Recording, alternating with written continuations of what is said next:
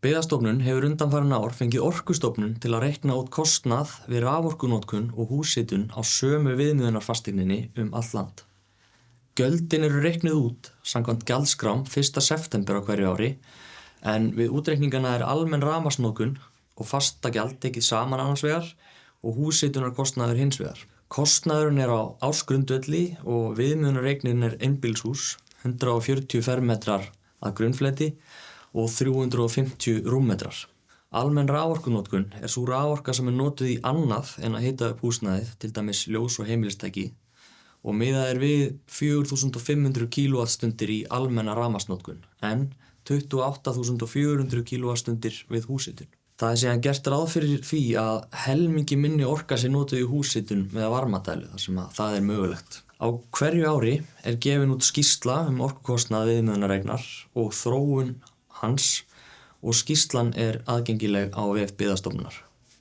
Þetta mælaborðið orkukostnað viðmiðunarreiknar allt land. Hérna uppi til vinstri hægt að velja hvaða ár verið að horfa á. En upphæðir á öllum þessum árum eru núvirtar miðað við verðlag síðasta ársins í greiningunni sem hérna árið 2023.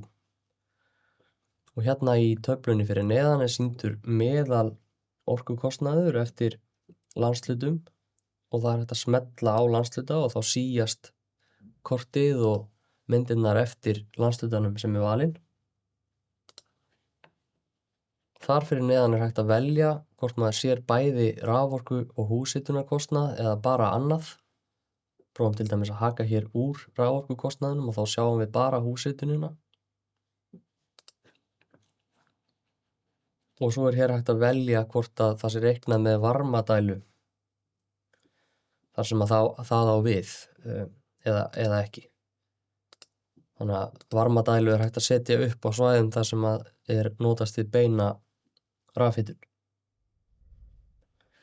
Hérna svo súlurit sem sýna heildarupphæð orkukostnaðarins á hverju svæði og þessu raðað eftir upphæðum, ódýrasta efst og dýrasta neðst.